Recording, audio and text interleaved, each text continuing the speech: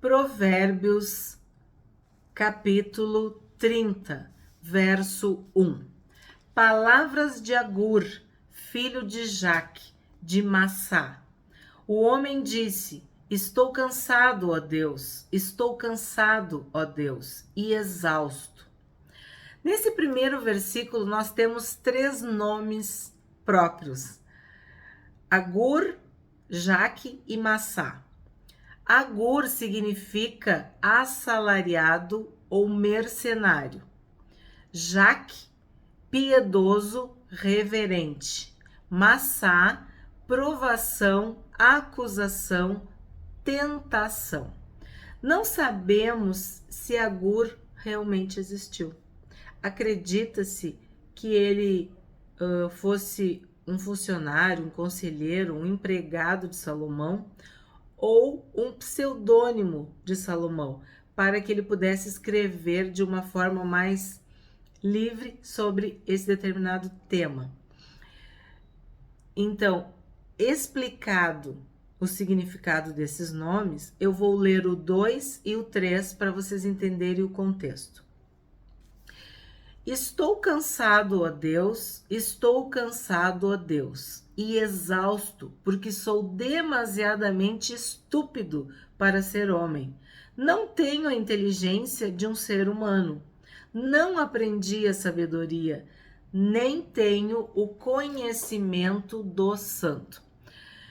Então, ele está exausto, está cansado, está se considerando tolo e estúpido. Porque ele não aprendeu a sabedoria, ele não aprendeu a inteligência, o conhecimento, o discernimento.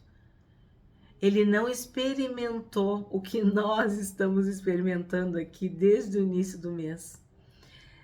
Beber da fonte, saciar a nossa sede com as palavras de sabedoria, receber essa porção divina diariamente. Porque sim, se nós ficarmos na nossa natureza humana, animalesca, selvagem, pecadora, nós não encontraremos o Altíssimo, nós não teremos conhecimento do Santo. 4. Quem subiu ao céu e desceu? Quem pegou o vento com as suas mãos? Quem amarrou as águas na sua roupa? Quem estabeleceu todas as extremidades da terra? Qual é o seu nome? E qual é o nome do seu filho? Se é que você o sabe? Sim, nós sabemos, foi Deus.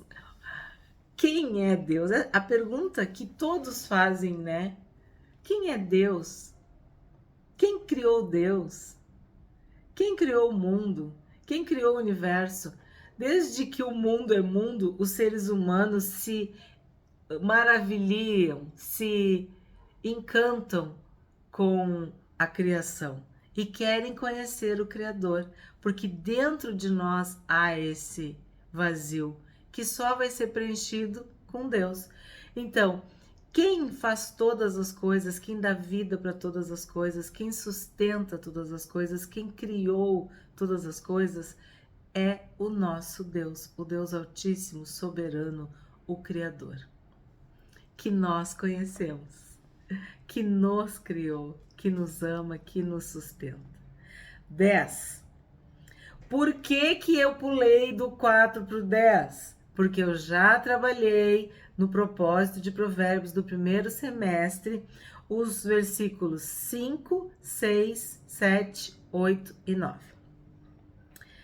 Não calunie o servo diante do seu senhor, para que você não seja amaldiçoado por aquele servo e seja visto como culpado. Eu já tive algumas experiências em relação a este versículo.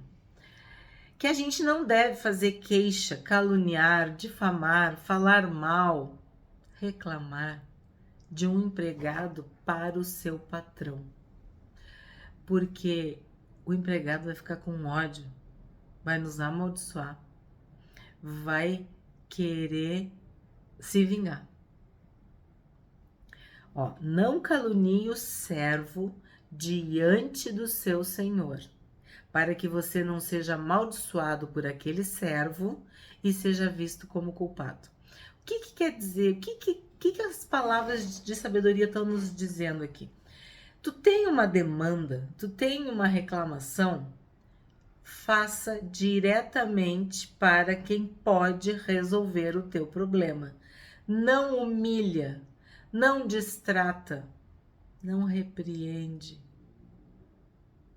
o empregado, o funcionário, o servo na frente do patrão. Isso vai dar um rolo, uma confusão. E muitas vezes a gente não está falando da pessoa, a gente está falando do serviço ou do mau serviço prestado. E isso tu não deve discutir com quem não tem autoridade para resolver.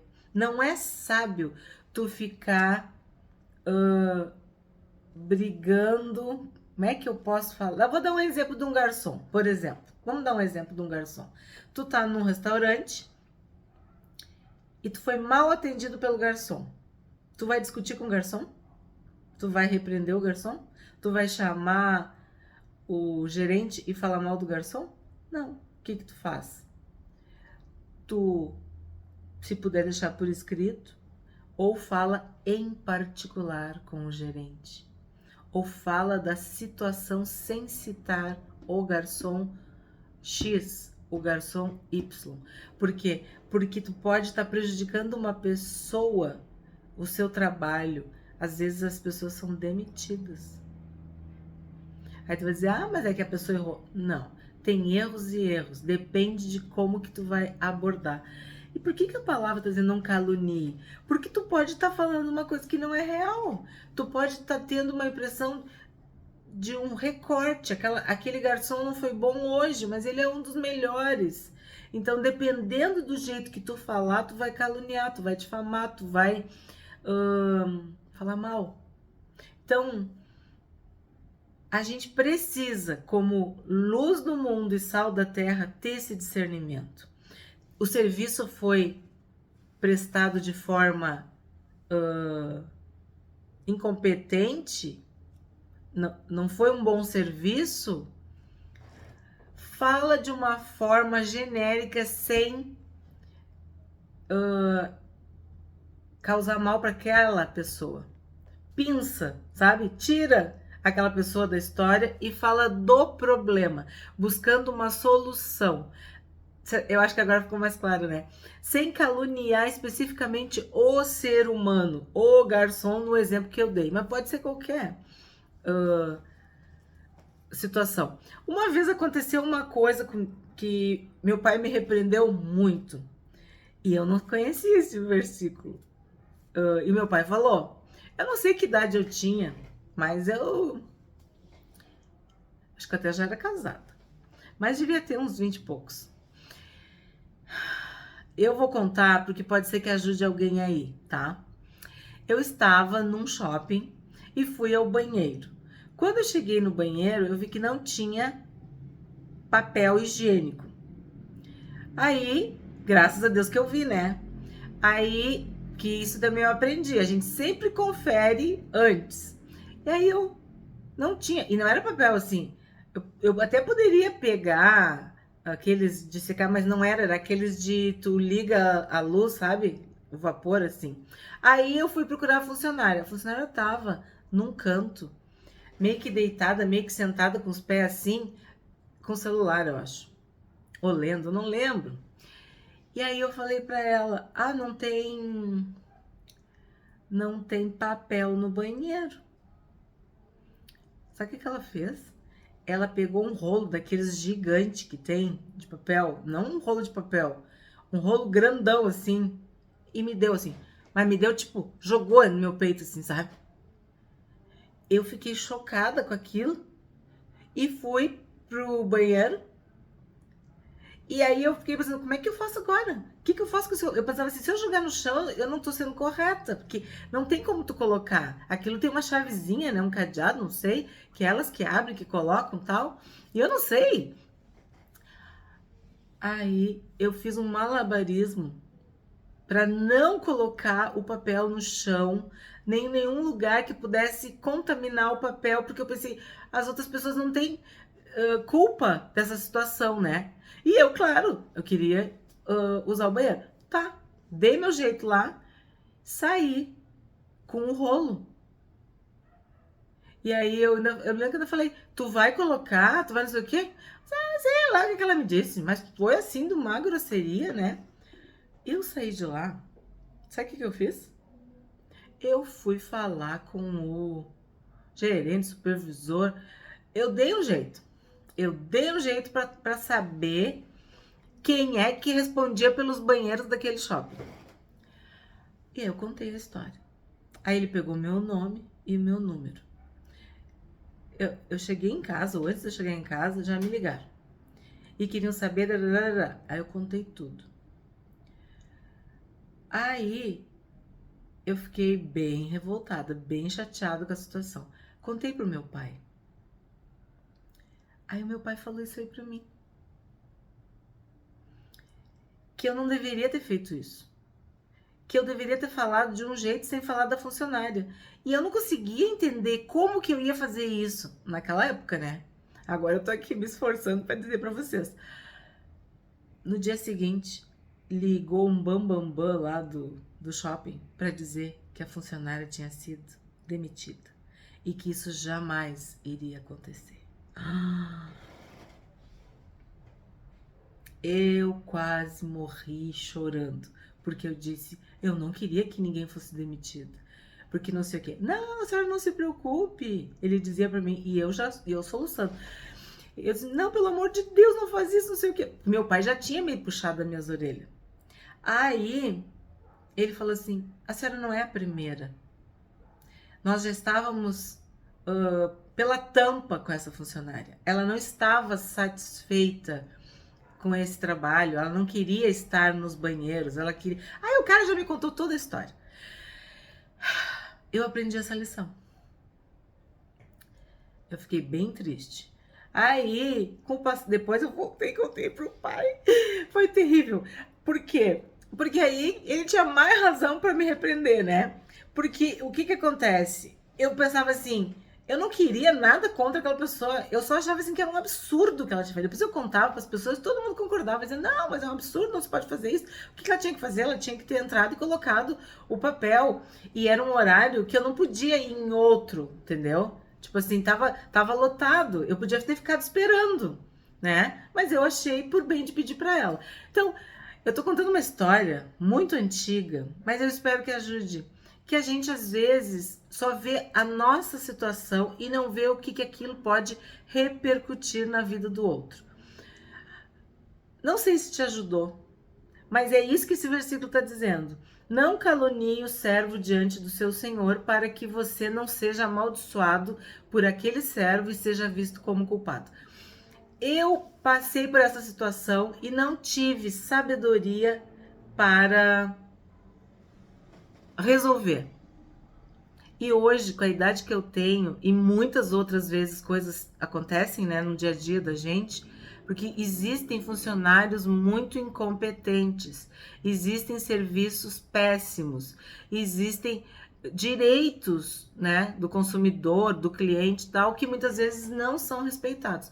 Então a gente tem que pedir a Deus sabedoria para não fazer mal pro próximo, quando a única coisa que tu quer é resolver um problema de um serviço ou de um produto que não está sendo oferecido com a qualidade que deveria ser.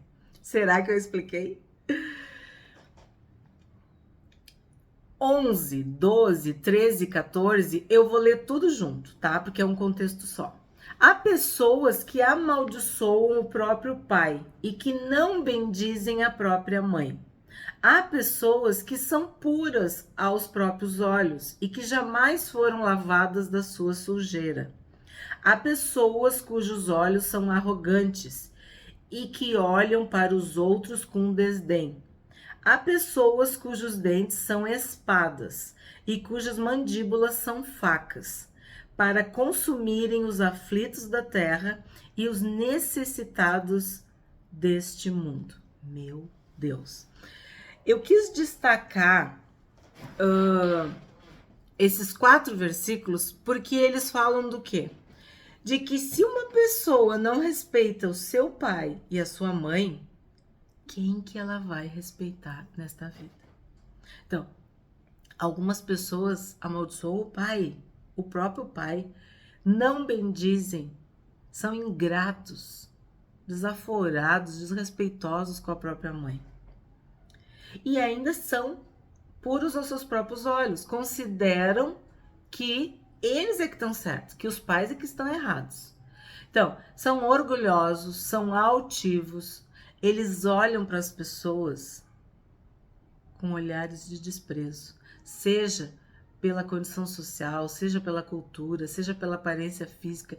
Meu Deus, às vezes é só porque não gosta da pessoa, despreza o semelhante, despreza o próximo.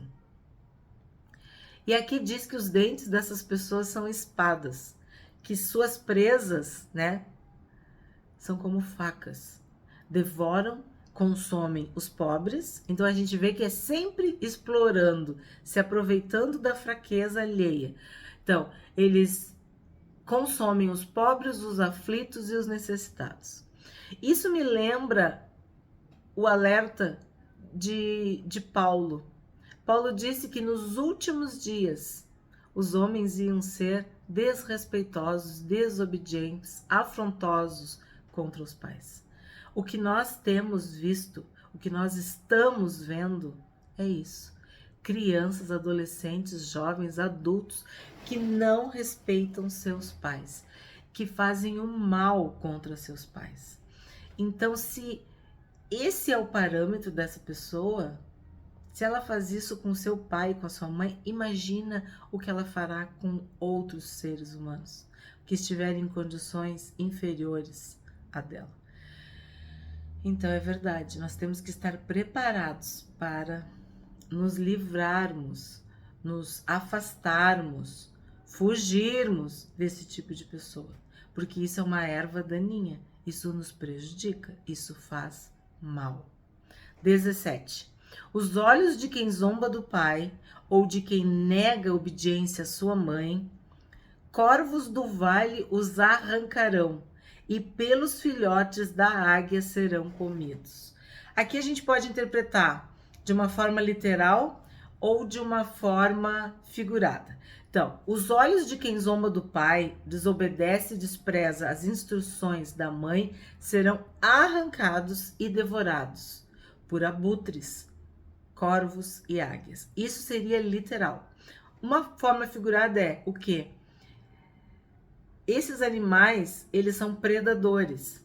E o que acontece? Tu vai ficar nas mãos de pessoas que vão te fazer mal, muito mal. Tu vai ser devorado, castigado, punido de uma forma severa. Por quê? Porque tu não respeitou, honrou teu pai e tua mãe. 20. Tal é o caminho da mulher adúltera. Come, limpa a boca e depois diz: não fiz nada de errado. A mulher adúltera, ela devora o homem. Ela destrói um homem. E depois ela diz: eu não fiz nada de errado. Eu não cometi maldade. Por quê? Porque o mal, o ladrão vem para roubar, matar e destruir. Essa é a obra, né? Então, ela não tem consciência do mal que ela tá fazendo, né? Mas é grave, bem grave. 32. Se você foi tolo, olha o pulo que eu dei, tá? Porque a gente trabalhou os outros versículos. Se você foi tolo a ponto de se exaltar ou se planejou o mal, põe a mão sobre a sua boca. Ah, de novo, meu pai nos ensinava isso. Toda vez que a gente falasse uma coisa, bate na boca. Ele fazia assim, pra gente ter arrependimento, pra gente ver que tinha feito uma coisa errada, falado. Se você agiu como um tolo, procedeu insensatamente, foi orgulhoso, se exaltou, tramou, maquinou o mal, quis se vingar, tape a boca em sinal de vergonha, põe a mão na boca. É um aviso, É como se fosse assim, ó. Presta atenção. É um código.